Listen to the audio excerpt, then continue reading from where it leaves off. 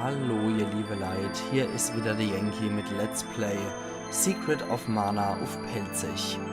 Ja, in der letzten Episode haben wir den Zwischenboss, die Fischechse, fertig gemacht. Das war doch noch der Endboss. War nur ein Zwischenboss. Weil mit den Viecher werden wir ja mittlerweile echt mit Leichtigkeit fertig. Von daher können wir die auch immer so als kleine Happe zwischendurch verspeisen. Aber man hat ja auch gesehen, der Kampf, der war geordnet, der war... Na toll, jetzt habe ich auch mein Waffelevel verloren, herzlichen Dank. Ja, auf jeden Fall war der Kampf geordnet, der war ordentlich und so konnte man das auch relativ fix beenden. Und wir haben die Sabberblob sogar mal fertig gemacht, ohne dass sie hier Remi-Demi machen. Da können wir uns auch wieder drüber ziehen. Natürlich voll mit dem Steißbär auf den Dinger hier gelandet. Autsch. Oh, das muss wehtun ohne Ende. Also wenn man irgendwo auf dem Steißbär landet, Gewittertunnerkeiten, das kann richtig ordentlich wehtun. Und ich renne voll in die Dinger rein. Die Helga zappelt hier in der Luft rum wie so ein närrisch Hinkel. Eieieiei. Und uiuiui. Da hat die Gretel aber mal gut zugelangt bei dem Blob. Ja, die bekämpft Geister natürlich mit ihrem Bumerang. Sehr effektiv. Mache ich auch im richtigen Leben so. Immer wenn ich einen Geist sehe, denke ich, ach komm, dann schleudere ich erstmal hier meinen Bumerang entgegen. Und sehr schön. Ah, Mann, hopp. Wir wollen hier durch, du blödes Furchtlaken. Und jetzt geht's hier bei den schönen Schädel mit grüne Kerze gesäumt auf den Teleporter. Und wir landen bei der Omen-Glotzer. Da muss man tierisch aufpassen. Normalerweise ist man erst die Amtshandlung hier immer von den Viecher erwischt zu werden und gezappelt zu werden. Laser-Inferno. Ein sehr wichtiger Zauber, den wir später noch abkriegen werden. Also den sollten wir auf jeden Fall im Hinterkopf behalten. Laser-Inferno. Den brauchen wir für einen sehr späten Kampf auf jeden Fall noch. Also für einer von den Endkämpfen brauchen wir Laser-Inferno 100%. Jetzt bin ich auch noch gezappelt worden. Okay, gut, wir gehen jetzt hoch. Oh, jetzt sind wir zwei Leute gezappelt. Verschwinden von hier. Habt ihr nicht gehört? Wir bleiben, wir sind jetzt so lang gekommen. So weit gekommen. Es wäre besser gewesen, ihr hätten auf mich gehört. Nett. Was ist dann das für ein freundliches Vieh? Erst einmal Heimkräuter. Aber das kennen wir ja. So Viecher kennen wir. Die kennen wir nur in anderer Art.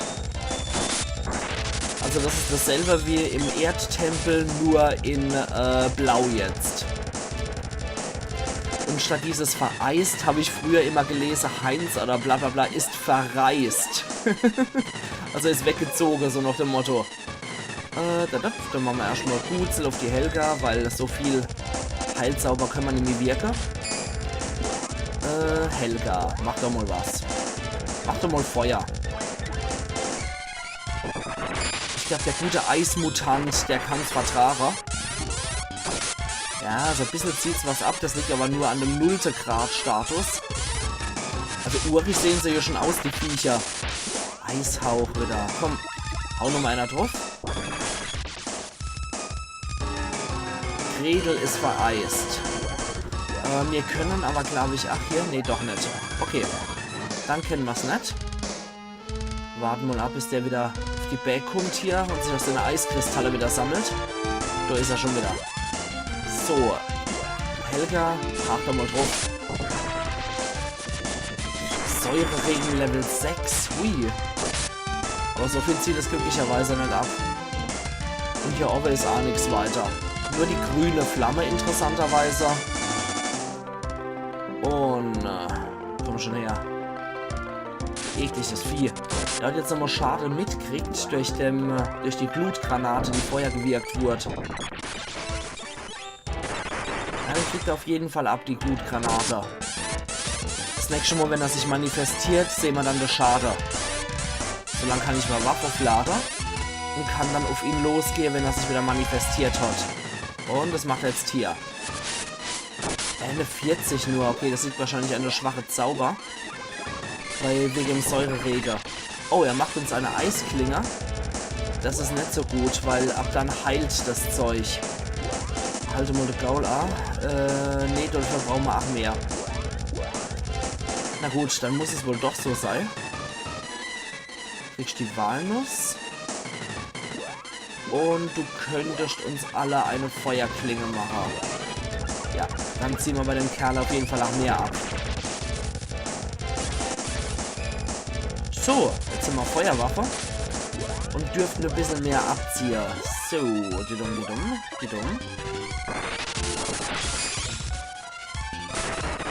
Und. Jawohl, jetzt zieht auch das ein bisschen mehr ab, bitte. Ja, okay. Er attackiert munter weiter. Aber glücklicherweise, ja, das dauert ja nicht so lange, bis ich wieder ich selber bin. Du könntest uns noch mal heilen, sei so gut. Und platsch. Eine Frostwelle Level 6. Hey, der verschwindet jetzt aber auch immer häufiger, der Kerl. Komm, zeig dich, du Feigling. Komm. Put. Was kann schon du noch wirken? Du hast nichts mehr übrig, ne? Scheiße. Na gut, dann müssen wir halt so wirken noch. Flammengas und Flammenwand. Probieren wir mal das, was teurer ist. Das war nicht so besonders viel. Okay. Also der manifestiert sich jetzt nur noch, um uns auf den Sack zu geben, und wir können maximal MOA greifen. Das finde ich fair. Das finde ich natürlich richtig fair. Ah, komm schon her, du Sausack. Ja, und ich komme natürlich wieder nicht durch. Ich habe aufgeladen, aber er hat gezaubert. Das war jetzt natürlich etwas wichtiger, dass der Kerl gezaubert hat. Manometer. Das ist schon etwas nervig. Das hat wenigstens getroffen. Das ist gut. Und gerade noch einmal drauf. Oh Mann. Also was das angeht, ist das echt unfair. So, heil uns noch einmal. Und ich nehme einmal einen Schluck Kraftwasser. Ah, ja. Meine geschundene Kehle hat es jetzt auch geheilt. Und weiter geht's. Säureregen. Der kam jetzt auch nur von dem Zauber wieder her. Damit er sich ja manifestieren kann und so auf den Sack geben kann und dann ist er weg. Idiot. Komm schon her. Natürlich wieder nicht getroffen. Also, ich muss sagen, gerade bei so Sache ist das Spiel extrem unfair. Jetzt gibt er uns wieder alle die Eisklinge. Wir kontern mit Feuerklinge.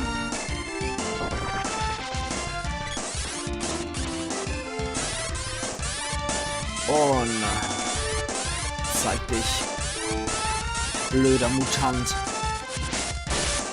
Sehr schön. Der Schlag hat ausgereicht, dass ich ihn jetzt gerade nochmal zum Schluss einer mit der Lanze über der hässliche bärtige Schädel gezogen habe. Meine Fresse. Aber generell muss ich auch sagen, so in den 90er Jahren hat man so, als Gegnertyp stark mit Mutante gehabt. Egal, ob das jetzt Film oder ob das jetzt Spiel war. Und weiter geht's. Boomerang-Orb erhalten. Und wir haben den Weihnachtsmann gerettet. Das ist der Weihnachtsmann, alter Xell, geht's da gut? Jo, danke, aber ich bin so dumm gewesen, Rudolf. Ich war so traurig, dass die Kinder von der Welt nicht mehr an mich geglaubt hätten. Alle hopp, da habe ich mir gedacht, Weihnachtsmann, du musst etwas dagegen schaffen. Irgendjemand hat mir mal erzählt, dass Mana Bam besonders groß wäre lost. Also bin ich losgezogen, um mir einen Mana-Samen zu besorgen. Ich wollte den größten Weihnachtsbaum aller Zeiten züchten. Kaum habe ich die Samen berührt, wurde ich in der Eismutant verwandelt. Es ist sehr, sehr gefährlich, wenn man versucht, Mana zu kontrollieren. Hier habt ihr den Mana-Samen. Ihr braucht ihn. Sehr schön. Okay. Also der Weihnachtsmann ist gerettet. Er war der Eismutant, was ich eigentlich auch ganz urig finde.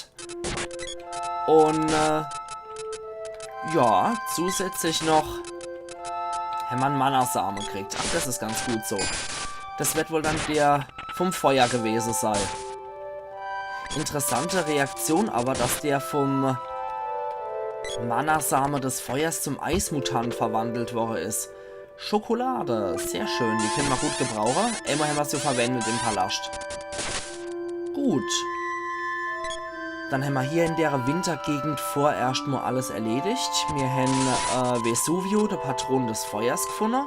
Wir haben den Mana-Same des Feuers wieder. Und haben den Weihnachtsmann gerettet. Das ist eigentlich optimal. So, dann geht es jetzt wieder zurück. Ah nein, jetzt kommen wir nochmal hinterher hier. Weil, yes, das ist ja leid. Ich will sogar nicht aussprechen. Zack. Und zack. Das sind aber 8 2 Weiber hier, meine Güte. Also generell, egal ob das jetzt die 2 Mädels sind oder ob man sich jetzt entscheidet, die Koboldin zu spielen oder das Mädel. Wenn dann der Heinz, ach so ein NSC ist, also die sind echt so dämlich, die KI, die man da mit sich schleppt, die lässt doch sehr zu wünschen übrig. So, dann würde ich sagen, wir gehen jetzt einmal zu Fuß zum Schneedorf zurück. Solaris sind wir ja noch sicher angekommen. Also wieder ab ins Schneedorf. Ich mag nämlich nochmal beim Weihnachtsmann auf dem Weg zurück reingucken. Und dann können wir ja direkt eigentlich weiter. Warte mal. Müssen wir doch da lang, oder? Jetzt hinterher, ihr Gewitterbutze. Gibt's doch gar nicht. So, dann wieder da. Da ist das Kanoni-Reisebüro. Wenn man da dann rechts runter geht. Da müssen wir auf jeden Fall auch noch hier. Aber im Gänsemarsch geht's weiter. Ich will aber auf jeden Fall noch zum Weihnachtsmann. Da ist er ja. So. Und, was sagst du jetzt wieder? Rudolf, komm her, du. Oh, ich danke euch. Ja, jetzt hast du endlich wieder dein Lehnsherr zurück. Und was sagst du, Weihnachtsmann? Frohe Weihnachten, Leute. Okay. Na gut, dann ist dem so mit seiner roten Nase. Der hat nichts weiter zu sagen. Unsere Waffe können wir genauso gut auch in El-Oasis wieder aufpumpen lassen, würde ich sagen. Dazu brauchen wir jetzt nicht zwingendermaßen der Berti im Schneedorf. Okay. Zack, drauf und der Wetter. Und zack. Ebenso drauf und der Wetter. Machen wir nochmal das Kistel auf, damit der Froschköter nochmal in unserer Gegend rennen kann, wenn er das will. Gutzel haben wir auch noch gekriegt. Sehr schön. Das sind schon ein paar Kröte, wenn ich ja die mal in El-Oasis ausgeben müssen. Ups. Würde mich jetzt immer gerade interessieren. Ne, unser MP wären da anscheinend nicht aufgefrischt, wenn wir so einen Bosskampf bestehen, was ich schon ziemlich hart finde, um ehrlich zu sein. Ups. Weil man geht ja eigentlich sagt, bei so einem Bosskampf, da wird alles wieder aufgeladen, aber jo. Ist wohl hier bei dem Spiel nicht der Fall. Und was haben wir hier drin? Ja, leider haben wir zu viel Schokolade. Warum auch immer so Minus Schokolade mit sich führt. Ich will es gar nicht wissen und hinterfrohe. So, du wieder. Ciao, für die 50 Mäuse bringe ich euch hier weg. Mama El-Oasis. Verfliegt euch nicht. Der Hauf in die Kanone. Jetzt macht definitiv sehr viel Kohle. Durch das ganze Gegner verprügeln haben wir noch eine schöne Anzahl an Münzen gekriegt. Und dann können wir doch gleich mal in El-Oasis wieder was richtiges kaufen. Also zumindest unser Inventar wieder aufstocken. Und platsch. Voll für die Viehs von einem Händler. Schon nicht schlecht, der Stil hier. Okay, hier ist unser Händler. Du kannst helfen, indem die Walnüsse aufgestockt werden. Das ist schon mal nicht schlecht. Immer alles. Heilkräuter. Unser Gutsler sind aufgefrischt und Lebenswasser haben wir auch alles, was wir brauchen. Sehr schön. Erstmal nix. Dann würde ich ganz gern mit dem Chef hier sprechen wegen Mana-Same. Danke, dass ihr den Mana-Same zurückgebracht habt. Ah jo. Ein Bate des Propheten. Ihr wollt also den Mana-Same zurückbringen? Danke im Nacht. Viele Monster werden versuchen, euch aufzuhalten.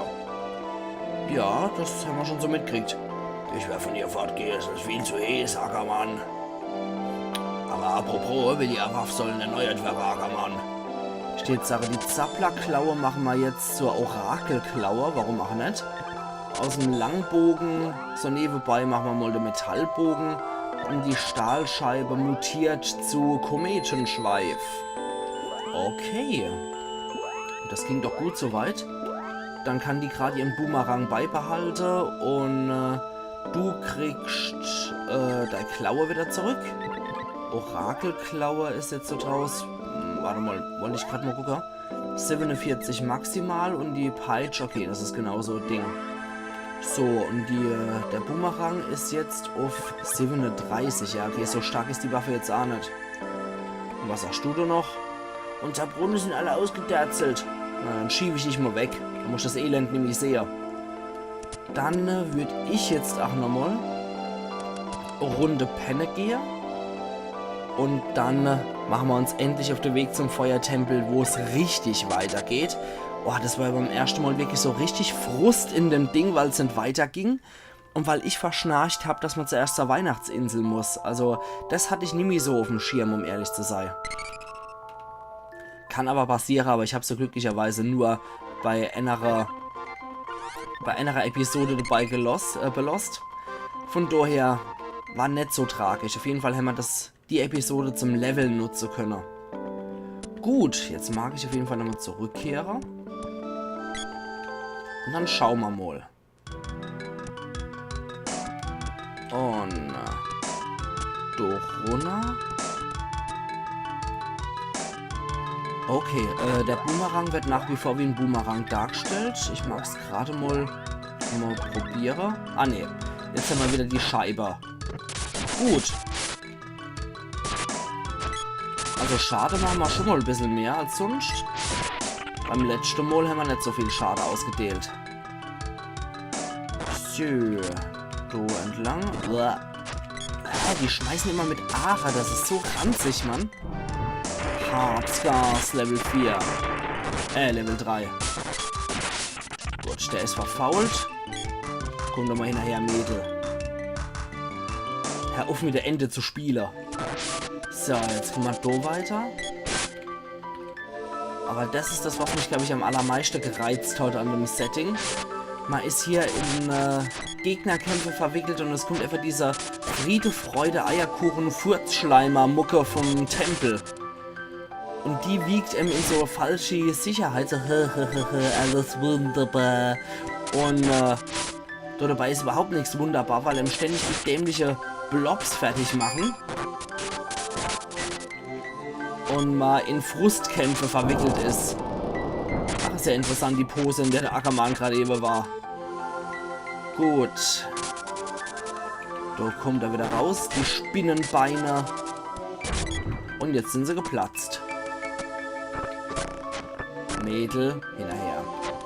Wir gehen jetzt hier weiter, wir lassen die Spinnebär hier Spinnebär sein. Oh, yes, das ist ja leid.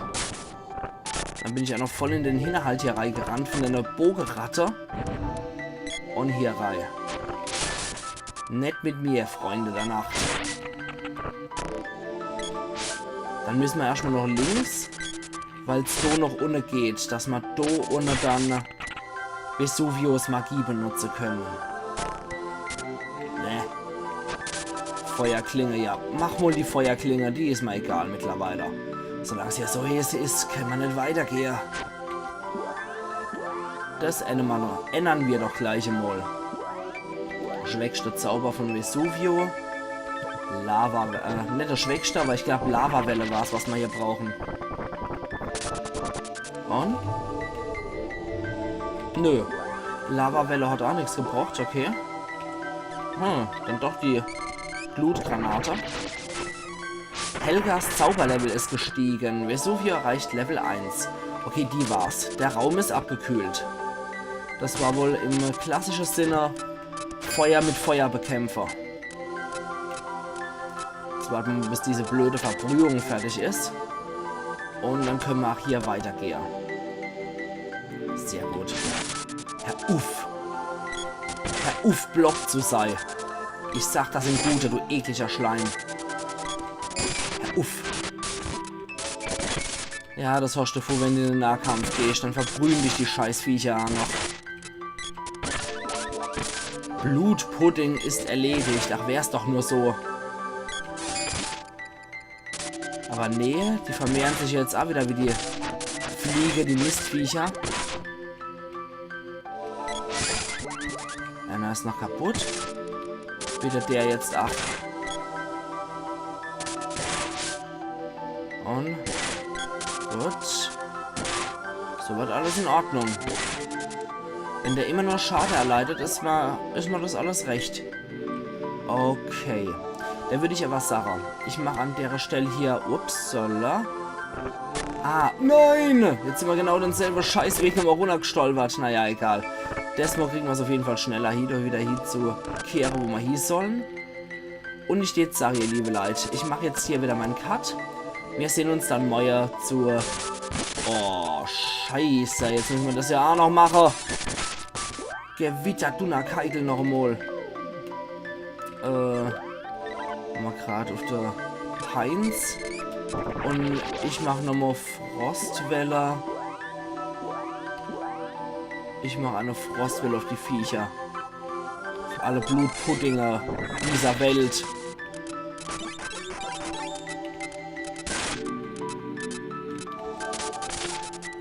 Okay, Heinz. Mach was. Ich hoffe, es funktioniert jetzt nochmal, die Viecher platt zu machen. Sehr gut. Und dann sehen wir uns mal wieder zu Let's Play Secret of Mana auf Pelzig. Also machen's gut und bis morgen dann. Euer Yankee.